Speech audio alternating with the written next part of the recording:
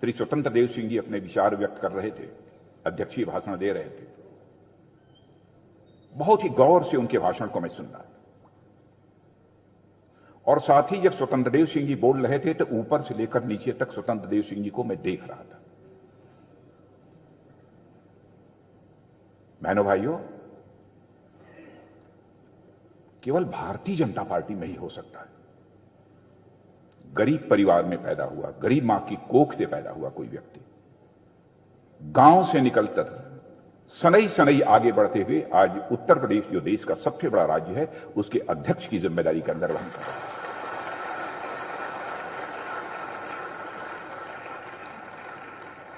सहजता और सरलता पराकाष्ठा की है और मेरी निश्चित मान्यता है कि सहज और सरल वही होगा जो मन का बड़ा होगा।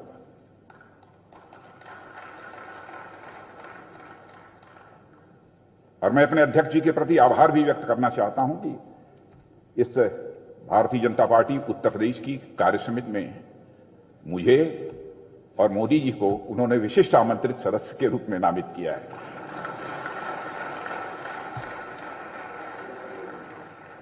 और इस कार्यसमिति की बैठक में मुझे आमंत्रित किया है। उत्तर प्रदेश की राजनीति के बारे में मैं कहना चाहूंगा कि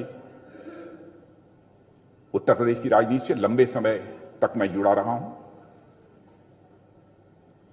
और जब कभी उत्तर प्रदेश के कार्यकर्ताओं के साथ मिलना होता है अथवा किसी भी फोरम पर प्रदेश के कार्यकर्ताओं के साथ बातचीत करने का अवसर प्राप्त होता है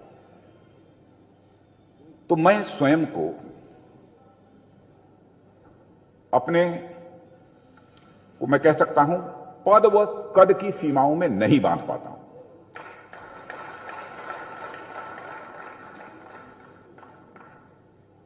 कभी कभी लोग कहते हैं कि थोड़ा सा डिस्टेंस बना के रखना चाहिए।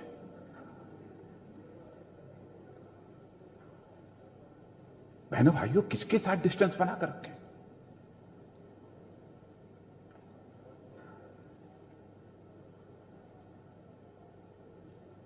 डिस्टेंस बनाकर मुझे सुखद अनुभूति नहीं हो सकती है, बल्कि आपको गले लगाकर मुझे सुखद अनुभूति हो सकती है।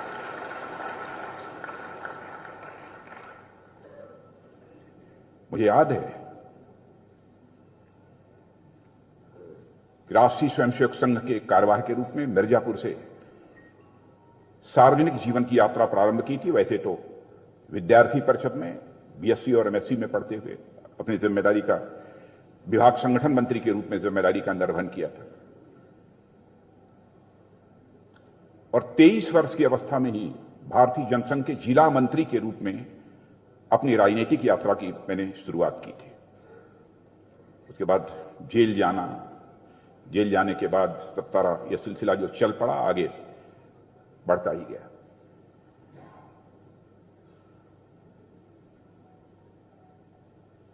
लेकिन मैं ये कहना चाहूंगा कि साथियों, यह मानकर चलना अपने राजनीतिक जीवन में कि व्यक्ति का कद पद के कारण बड़ा नहीं होता है, बल्कि व्यक्ति का कद यदि बड़ा होता है तो उसकी कृतियों के कारण बड़ा होता है, पोस्ट के कारण नहीं, डीड्स के कारण बड़ा होता है। मैं जानता हूं कि बहुत सारे हमारे कार्यकर्ताओं को इस बात की बेचैनी होती है। इतने लंबे समय से मैं इस राजनीतिक पार्टी में काम कर रहा हूं, जो ओहदा, जो स्थान हमको हासिल होना चाहिए वो अभी तक नहीं मिल पाया। साहब, मेरे साथ इनजस्टिस हो रही है। क्या भारतीय जनता पार्टी के कार्यकर्ता होकर आप ये कह सकते हैं कि आपके साथ इनजस्टिस हो रही है?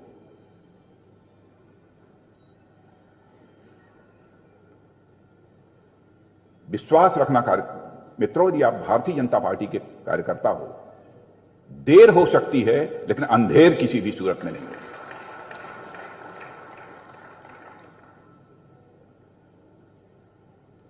मैं अपने आप यदि कहूंगा तो कुछ लोगों को लगेगा कि इसका प्रमाण क्या है, लेकिन कार्यकर्ताओं के बीच यदि उपस्थित हूं तो स्वाभाविक रूप से कहने की इच्छा भी हो रही है। हमारे नेता जानते होंगे इस बात को। राजनीतिक क्षेत्र में काम करते हुए मैंने कभी मांगा नहीं है, और आपसे भी मैं निवेदन करना चाहता हूं, श्रम करते जाओ। जो श्रम करेगा उसको प्रतिष्ठा हासिल होगी। पद भले ही ना हासिल हो, प्रतिष्ठा हासिल होकर रहेगी। एक सामान्य सा कार्यकर्ता जो निस्वार्थ भाव से परिश्रम करने वाला है, आप देखते होंगे कि भले ही उसका कद कोई बड़ा ना हो, चाहे मैं हूं, चाहे मोदी जी हों, चाहे मुख्यमंत्री जी हों, चाहे कोई भी हो, जब देखते हैं कि ऐसा कार्यकर्ता है, स्वाभाविक रूप से नाम लेकर बुलाते हैं उसको, कभी उसके कंधे पर हाथ फेरते हैं, उसकी पीठ थपथपाते हैं। लोगों के सामने जो सम्मान उसको हासिल होता है, मैं समझता हूं किसी पद पर बैठे हुए अपने कार्यकर्ता को वह सम्मान हासिल नहीं हो सकता जो कि उस कार्यकर्ता को हासिल हो। और हम सब सौभाग्यशाली हैं कि भारतीय जनता पार्टी जैसी राजनीतिक पार्टी का कार्यकर्ता बनने का राजनीतिक जीवन में हम सबको अवसर प्राप्त हुआ है। आप ये कहेंगे कि भारतीय जनता पार्टी आपकी पार्टी है, स्वाभाविक रूप से आप इसकी प्रशंसा करेंगे। मित्रों, स्वाभाविक रूप से नहीं है, हकीकत है। भारतीय जनता पार्टी हिंदुस्तान की अन्य राजनीतिक पार्टियों से सर्वथा भिन्न राजनीतिक पार्टी है, अन्य राजनीतिक पार्टियों जैसी नहीं है। अब 1, 2, 4 का कहीं कुछ गड़बड़ यदि दिखाई दे जाए, उसी आधार पर भारतीय जनता पार्टी के संबंध में मूल्यांकन किया जाए, यह मैं समझता हूं कि भाजपा के साथ इंसाफ नहीं होगा, भाजपा के साथ यह जस्टिस नहीं होगी।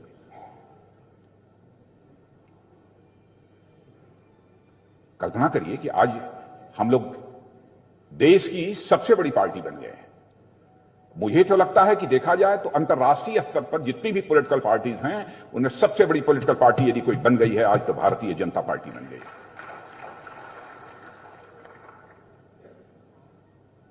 मुझे याद है जब जनसंघ में जिला मंत्री के रूप में हम लोगों ने यात्रा प्रारंभ की थी, और उस समय हमारे नेता प्रदेश के आते थे अथवा अपने आदरणीय अटल बिहारी वाजपेयी जी वगैरह का भाषण हम लोग सुनने जाते थे, और कभी उनके साथ बैठकर चाय पीना होता था, तो कभी यह कोई नहीं कहता था कि हम कभी सत्ता में कभी जल्दी आ जाएंगे। लेकिन परिस्थितियों ने ऐसा करवट बदला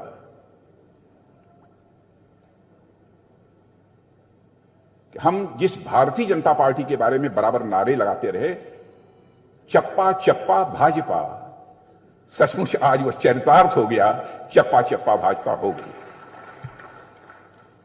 और देश की हम सबसे बड़ी राजनीतिक पार्टी बन गए। मुझे याद है 1974 में अटल बिहारी वाजपेयी जी के, आदरणीय अटल बिहारी वाजपेयी जी के संबंध हम लोग नारा लगाते थे, लगता था शायद अटल जी को प्रोजेक्ट किया जाए तो उत्तर प्रदेश में हमारी सरकार बन जाएगी। तो हम लोग कहते थे उत्तर प्रदेश का मुख्यमंत्री कैसा हो तो आदरणीय अटल बिहारी वाजपेयी जैसा हो। अटल जी ने एक बार कहा उस समय, क्या यह नारा लगाए बिना यहां पर सरकार नहीं बन सकती है? कई कार्यकर्ता बैठे हुए थे उनके बीच, तो सभी कार्यकर्ताओं ने कहा आपका इतना कद इतना बड़ा है कि आपके नाम पर हम सरकार बना सकते हैं। सरकार नहीं बनी।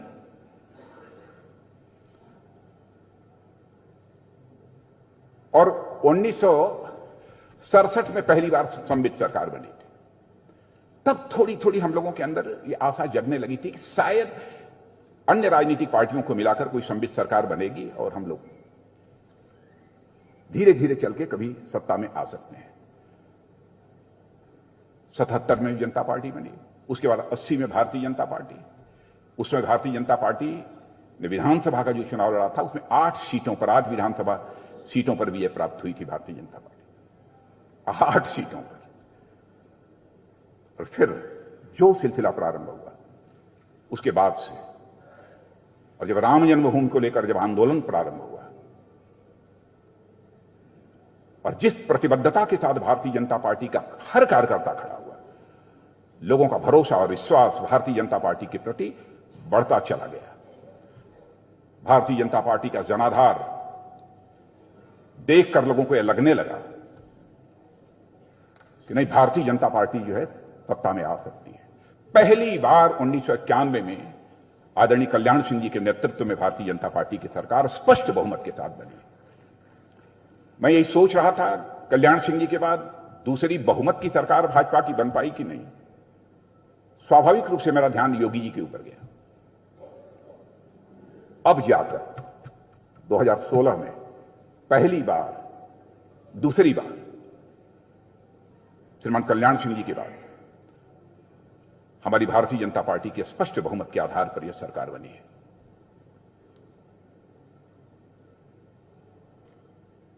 मित्रों, आप सबको मालूम है कि भारतीय जनता पार्टी केवल एक ऐसी पार्टी नहीं है जो सत्ता हासिल करने वाले कार्यकर्ताओं का एक झुंड मात्र हो।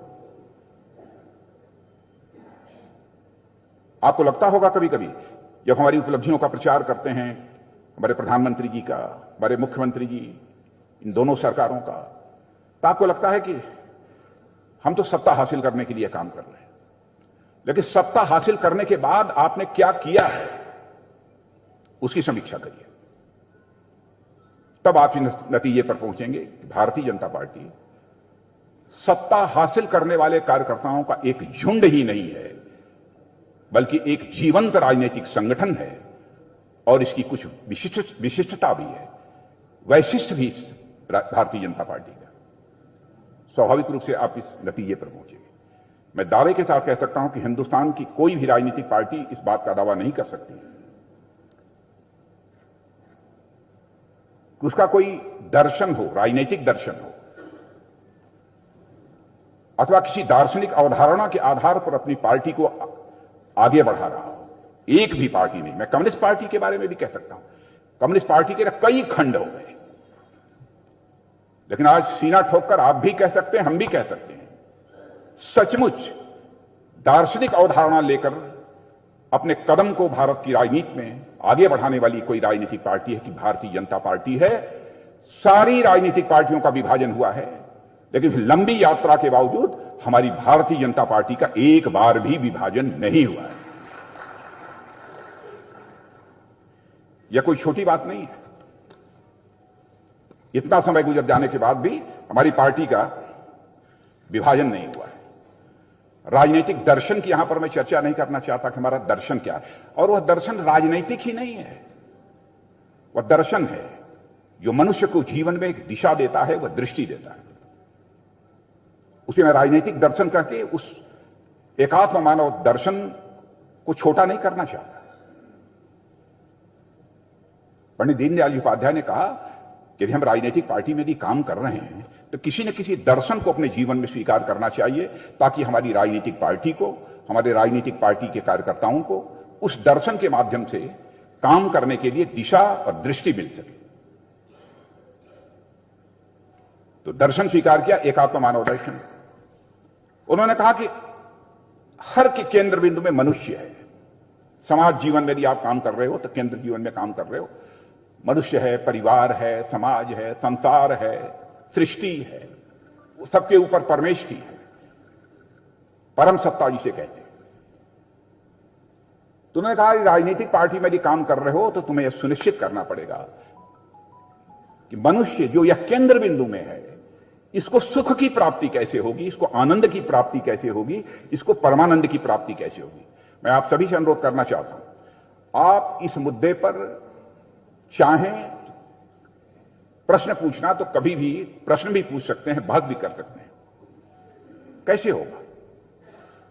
दीनदयाल जी ने कहा कि मनुष्य 4 चीजों को मिलाकर बना हुआ तन, यानी शरीर है, मन है, बुद्धि है और आत्मा है। 4 चीजों को मिलाकर ये मनुष्य बना हुआ।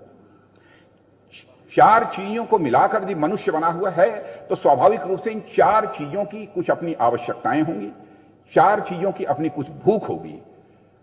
इसे हमें पूरा करना होगा, तभी जाकर मनुष्य सुखी हो पाएगा। शायद मुझे याद है कि मेरठ की बैठक में मैंने इसकी चर्चा की थी, तो उन्होंने कहा कि हमको ऐसी व्यवस्था बनानी होगी ताकि हर व्यक्ति के तन को सुख मिल जाए, तन को, इंद्रियों को सुख में प्राप्त करने के लिए धन की आवश्यकता होती है। उनका कहना था मन को भी सुख मिल जाए, बुद्धि को भी सुख मिल जाए, आत्मा को भी सुख मिल जाए, तो तन का सुख प्राप्त होगा धन धान से। तो तन के सुख के लिए धन धान चाहिए, मन की सबसे बड़ी भूख होती है मान, सम्मान, स्वाभिमान की। तो मन के सुख के लिए मान, सम्मान, स्वाभिमान चाहिए। और बुद्ध की सबसे बड़ी भूख होती है ज्ञान की। बुद्ध के सुख के लिए ज्ञान चाहिए। चौथी चीज जो आत्मा होती है, उस आत्मा के सुख के लिए भगवान चाहिए, यानी जो परम सत्ता है। अब ये बहुत लंबा विषय है, इसलिए बहुत विस्तार में नहीं आना चाहूंगा इस दर्शन के। आप ये कहेंगे कि ये बहुत प्रैक्टिकल नहीं दिखाई देता। मैं दावे के साथ कह सकता हूं ये पूरी तरह से प्रैक्टिकल है, व्यवहारिक है। आपको सारी सुख सुविधाएं दे दी जाए, राजमहल में रख दिया जाए, खाने पीने की एक मुकम्मल अच्छी व्यवस्था कर दी जाए, सब कुछ कर दिया जाए। दो आकर कोई अपशब्दों का प्रयोग कर दे, सारा सुख आपका समाप्त हो जाए। लेकिन आपको झोपड़ी में रखा जाए और आपको बेहद मान सम्मान दिया जाए, आपके स्वाभिमान पर किसी भी सूरत में चोट न पहुंचने दी जाए, तो स्वाभाविक रूप से जो सुख झोपड़ी में रहकर आपको प्राप्त होगा, वह सुख महल में रहकर किसी भी सूरत में प्राप्त नहीं हो सकता। मान सम्मान स्वाभिमान की मनुष्य की भूख होती है, यह भी मिलना चाहिए। यह हमारे पंडित दीनदयाल जी उपाध्याय का कहना था। बुद्धि, हम पूरा भाषण दे रहे हैं, किसी को समझ में नहीं आ रहा है, कुछ नहीं आ रहा है। बहुत सारी ऐसी चीजें होती हैं, समझ न होने के कारण व्यक्ति को आनंद की प्राप्ति नहीं होती।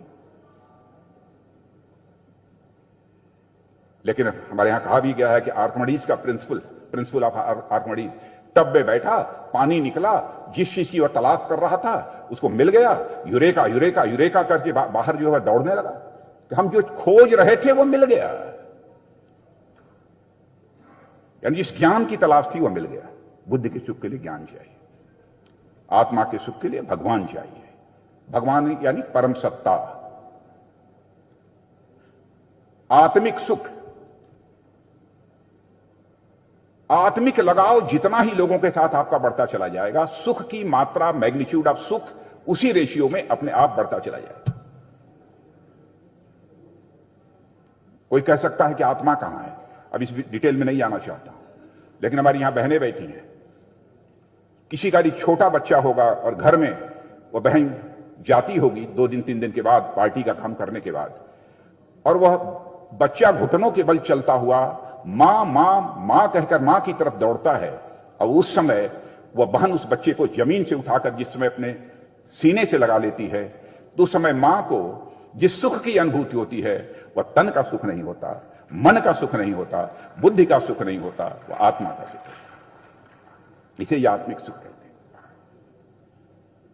अब इसकी चर्चा मैंने जानबूझ कर, और भी इसके विस्तार में जाया जा सकता है, लेकिन जानबूझकर इसकी मैंने चर्चा इसलिए की कि हमारी सरकारें, चाहे हमारी प्रदेश की सरकार हो, दूसरे प्रदेशों की सरकारें हों, अथवा हमारे प्रधानमंत्री मोदी जी के नेतृत्व में हमारी केंद्र की सरकार हो, इसी दर्शन के आधार पर काम कर रही है। इसी दर्शन के आधार पर काम कर रही है। कोरोना जैसी वैश्विक महामारी, क्या कभी किसी ने सोचा था कोरोना जैसी वैश्विक महामारी में हमारा प्रधानमंत्री लोगों के साथ आत्मीय रूप से जुड़ जाए? दुनिया में क्या हो रहा है हमारे प्रधानमंत्री ने नहीं देखा।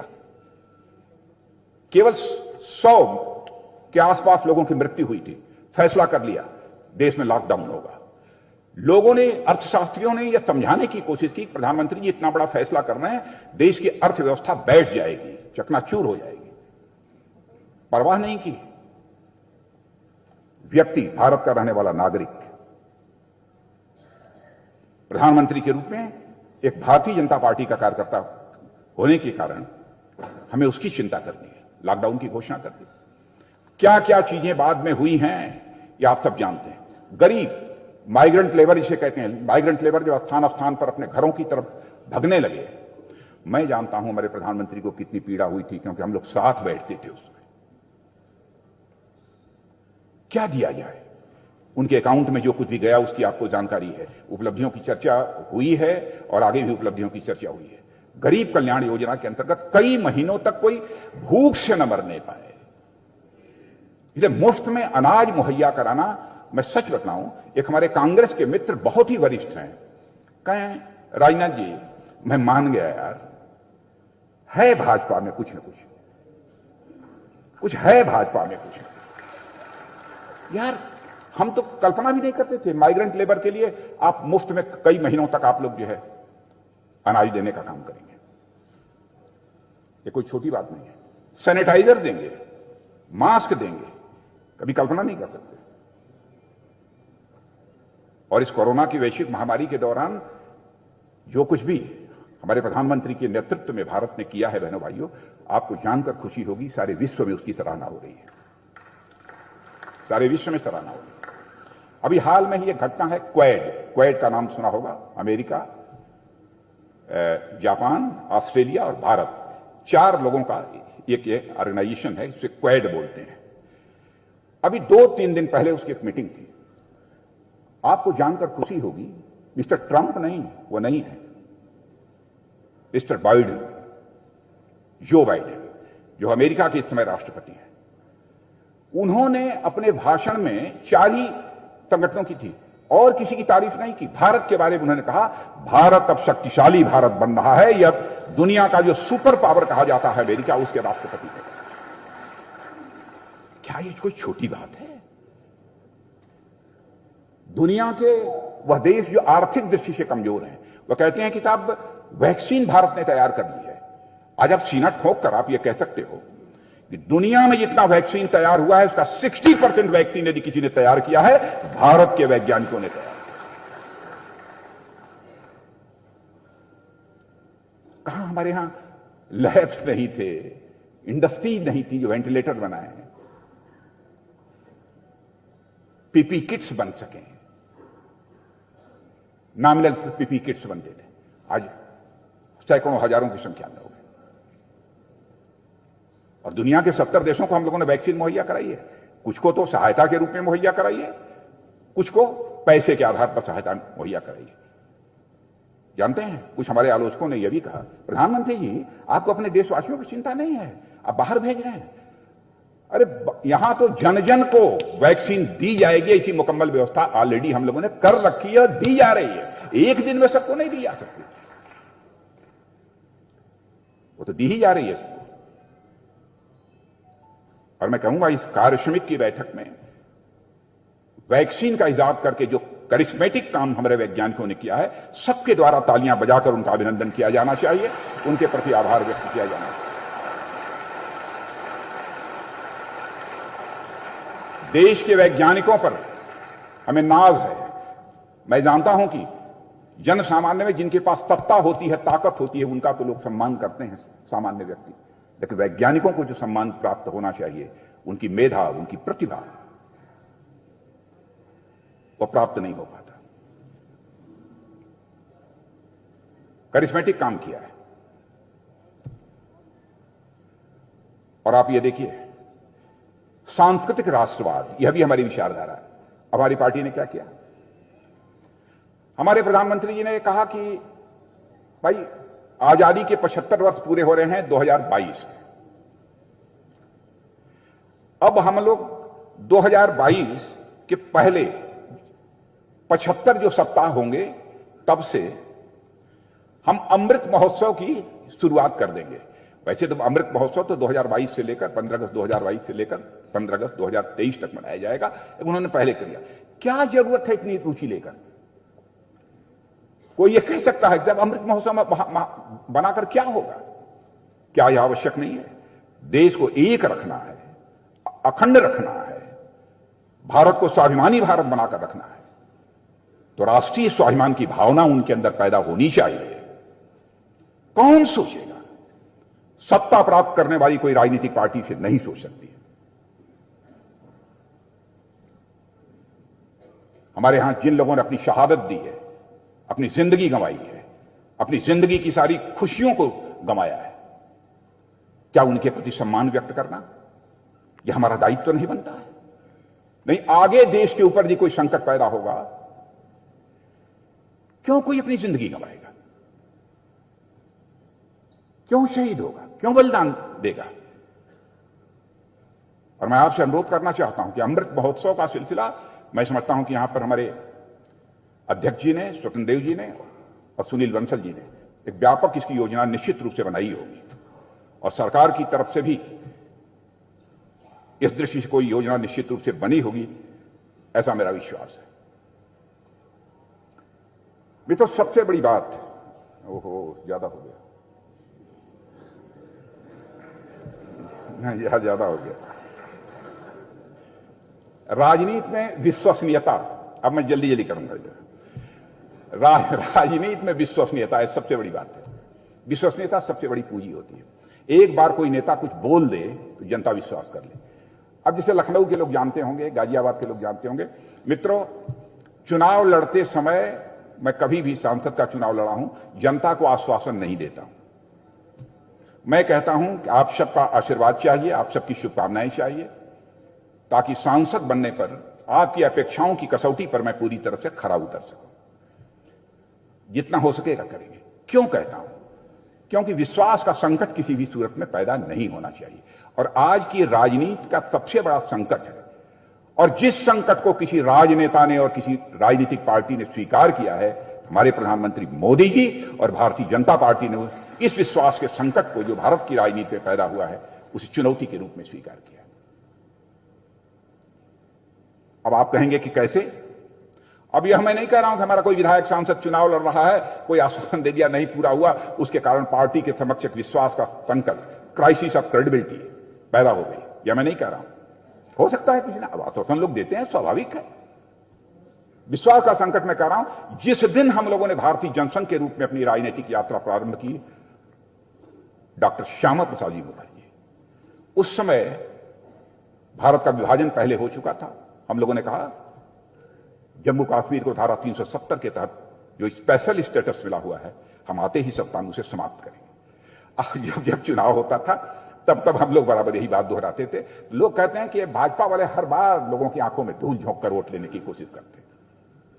बहनों भाइयों, देखा वो क्षण आ गया। हर इलेक्शन मैनिफेस्टो में हम कहते थे धारा 370 समाप्त करेंगे, हर इलेक्शन मैनिफेस्टो में, और वो क्षण आ गया। धारा 370 समाप्त हो गई और जम्मू कश्मीर का भी वही दर्जा है जो कि आज भारत का दर्जा, जो कि से भारत के अन्य राज्यों का दर्जा है। हमने छोड़ा नहीं अपना मुद्दा। मुद्दे बहुत सारे हैं। अब 3 तलाक के बारे में जो कुछ भी किया, कॉमन सिविल कोड की बात करते थे, देखेंगे, लेकिन हमारी विश्वसनीयता पर किसी भी सूरत में आंच नहीं आने पाएगी। और हम यदि कॉमन सिविल कोड की भी बात करते हैं तो उसको इस रूप में नहीं लिया जाना चाहिए। हिंदू, मुसलमान, क्रिश्चियन, किसी के साथ कोई भेदभाव होगा, नाइंसाफी होगी। हम राजनीति जाति, पंथ अथवा मजहब की नहीं करते। हम राजनीति यदि करते हैं तो इंसाफ और इंसानियत की हम राजनीति करते हैं। अब बीच में जब से राम जन्मभूमि के आंदोलन प्रारंभ हुआ, तो उसके बाद जितने भी चुनाव हुए तो हम लोग उसमें राम जन्मभूमि, हम आएंगे तो अयोध्या की धरती पर भव्य राम मंदिर बनाएंगे। बहनों भाइयों, लोग कहते क्या थे, ये भाजपा वाले केवल वोट पाने के चक्कर में जब इलेक्शन आया राम जन्मभूमि को ला देते अपने घोषणा पत्र। वह दिन आ गया। आज यहां भी सरकार है, यहां योगी जी और केंद्र में मोदी जी, और हमारे प्रधानमंत्री ने आकर शिलान्यास राम मंदिर का कर दिया। यह भी पूरा हो गया। यही मैं आप सबसे निवेदन करना चाहता हूं कि विश्वास का संकट किसी भी सूरत में पैदा नहीं होना चाहिए। यह हमारी कोशिश होनी चाहिए। और यह संयोग देखिए, जब ढांचा गिरा तब भी भाजपा के मुख्यमंत्री श्री कल्याण सिंह जी थे, और राम मंदिर का शिलान्यास हुआ तो यहां के मुख्यमंत्री योगी जी। यह संयोग ही है योगी जी। अब भाजपा की सरकार उस समय, भाजपा की सरकार इस समय, कुछ न कुछ ऊपर वाले को मंजूर है। मंजूर यह है कि भारत एक सशक्त भारत के रूप में खड़ा होना चाहिए पूरे विश्व में, अंतर्राष्ट्रीय जगत में जिसकी साख हो, धाक हो, धमक हो, विश्वसनीयता हो। और जब भारत ऐसा भारत बनेगा तो भारत केवल भारतवासियों की चिंता करने वाला ही भारत नहीं होगा, बल्कि भारत एक ऐसा भारत बनेगा जिस भारत देश के ऋषियों और मनीषियों ने, केवल भारत देश के ऋषियों और मनीषियों ने इसी भारत की धरती से वसुधैव कुटुंबकम का संदेश देने का काम किया है, तो हमारे ऋषियों मनीषियों ने किया है कि दूसरे ने नहीं किया है। सारा विश्व ही हमारा परिवार है। हम अपनी ताकत भी यदि अपनी बढ़ाना चाहते हैं तो विश्व कल्याण के लिए, कि हम ताकत हो जाएं, हम सारी सुख सुविधा भोगें, यह हमारा उद्देश्य नहीं रहा है। मैं याद दिलाना चाहता हूं, जो हमारे सॉफ्ट पावर है, जो हमारी कल्चरल वैल्यूज है, जो हमारी संस्कृति है, यही हमारे देश की सबसे बड़ी ताकत है।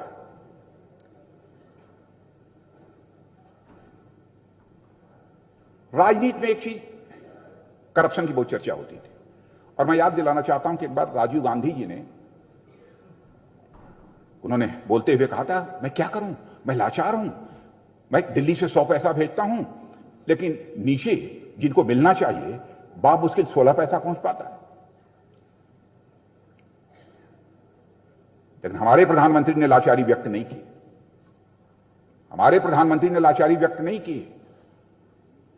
प्रधानमंत्री बनने के साथ ही खाते खोलना शुरू कर दिया। प्रधानमंत्री जनधन योजना के अंतर्गत जनधन के खाते खोले गए, और आज मित्रों, जनता के बीच सीना ठोक कर आप कह सकते हो कि हमारी सरकार दिल्ली से या लखनऊ से जितना पैसा भेजती है, एक एक पाई आपके खाते में पहुंचता है, वह भ्रष्टाचार की भेंट नहीं करने वाला। 4 वर्षों से हमारी यहां पर योगी जी के नेतृत्व में सरकार चल रही है, केंद्र में मोदी जी के नेतृत्व में सरकार चल रही है। बहनों भाइयों, कोई मां का लाल उंगली उठाकर नहीं कह सकता है कि किसी के ऊपर कोई भ्रष्टाचार का आरोप लगा हो। यह कोई छोटी बात नहीं है। साहस नहीं कर सकता एक आदमी को छोड़कर, जो मन में आता है वो अपना बराबर बोलते रहते हैं। और हमारे यहां आप लोग भी कहते हैं ना, डबल इंजन की सरकार हो गई तब काम सारे तेजी के साथ होंगे, करिश्मेटिक काम होंगे। यह बात सच है, वो होगा। कोई भूखा न रहे, कोई नंगा न रहे, सबको रहने के लिए व्यवस्था। अब वो प्रधानमंत्री आवास योजना के अंतर्गत क्या हुआ है आप लोग जानते हैं, कितने लाख।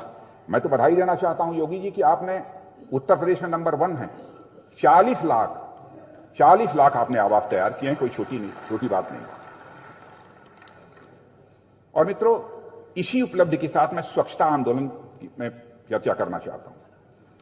जब स्वच्छता को एक आंदोलन बनाने का संकल्प लिया हमारे प्रधानमंत्री ने, मोदी जी ने, तो जब झाड़ू लेकर जब सड़कों पर निकले तो मैं सच बतलाता हूं, हमारी पार्टी के लोगों ने कहा कि प्रधानमंत्री जी यह सब क्या शुरू कर दिया उन्होंने, क्या इससे पार्टी को वोट मिलेगा? कोई कल्पना भी नहीं करता था कि स्वच्छता को आंदोलन का स्वरूप धारण कर लेने के बाद कितना बड़ा परिवर्तन आएगा। कोई कल्पना नहीं करता था। स्वच्छता में कोई झाड़ू लगाना ही नहीं था।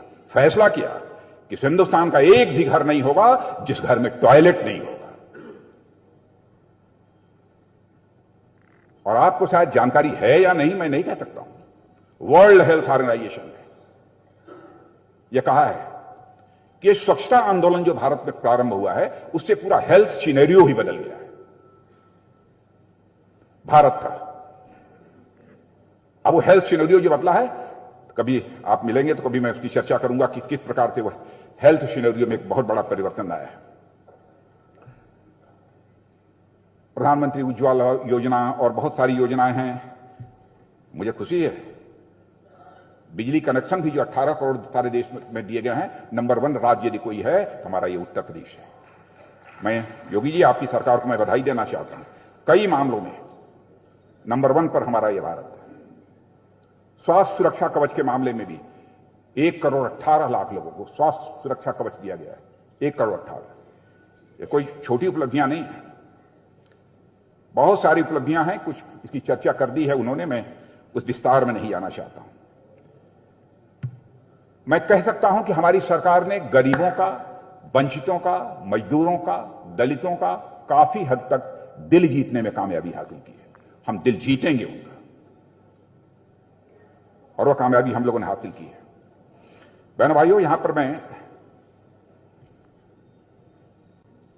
अपने मुख्यमंत्री जी को इसलिए बधाई देना चाहता हूं। बहुत सारी योजनाएं जो यहां पर लंबित पड़ी हुई थी, उन योजनाओं को भी आपने मुख्यमंत्री बनने के साथ आपकी सरकार ने लागू किया है, इसके लिए आप बधाई के पात्र। मैं एक बाण सागर योजना की मैं चर्चा करना चाहता हूं। लंबे समय से वह आधा अधूरा पड़ा हुआ था। बहुत सारे इस प्रकार के रोड प्रोजेक्ट्स थे, इन सब सारी चीजों को आपने पूरा किया है।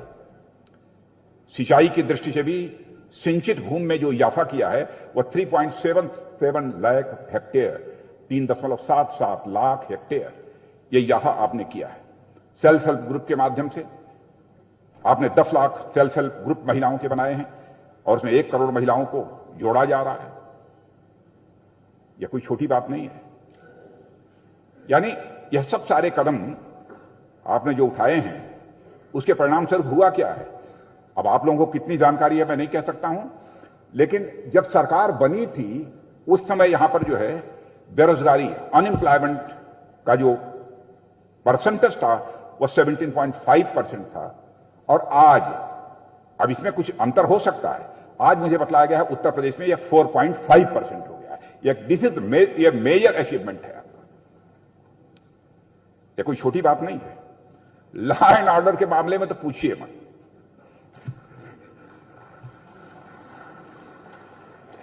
लॉ एंड ऑर्डर के बारे में तो पूछिए मत। पहले जो योगी जी बोल देते थे वो तो बोलूंगा नहीं मैं। साफ राज्य इतना बड़ा है, लेकिन लॉ ऑर्डर के फ्रंट पर मैं अपने जनप्रतिनिधि हों चाहे हमारे कार्यसमिति के लोग हैं, समय समय पर कहीं पर कोई समस्या लगती है तो मैं समझता हूं कि संगठन के माध्यम से भी, स्वतंत्र जी हैं, सुनील जी बंसल हैं, उनके माध्यम से भी कभी, क्योंकि मुख्यमंत्री के पास इतना समय नहीं होता कि बराबर लोगों को समय दे सके, ये चीजें उन तक पहुंचनी चाहिए। क्योंकि हम लोग राम राज्य की कभी कल्पना किया करते थे, वो भी तो साकार होना चाहिए। अराजक की स्थिति में राम राज्य का स्वप्न हमारा किसी भी सूरत में साकार नहीं हो सकता है। और मैं एक बात कहना चाहूंगा, इस समय जो किसानों का आंदोलन चल रहा है, बहन भाइयों, किसानों के लिए हमारी सरकार ने जो कुछ भी किया है उसकी आप सबको जानकारी है कि हर किसान के खाते में 6-6 हजार रुपया जिस तरीके से प्रतिवर्ष डाला गया है उसकी भी जानकारी है। हमारे प्रधानमंत्री का संकल्प है कि हम उनकी आमदनी को 2 गुना करेंगे। मैं अपने किसान भाइयों से भी विनम्र अपील करना चाहता हूं, बातचीत के द्वारा ही उसका समाधान हो सकता है। आप बैठिए, बातचीत करिए, समाधान निकलना चाहिए और यह आंदोलन का सिलसिला समाप्त होना चाहिए। क्योंकि हम लोगों का संकल्प है कि किसानों की आमदनी हम 2 गुना करेंगे।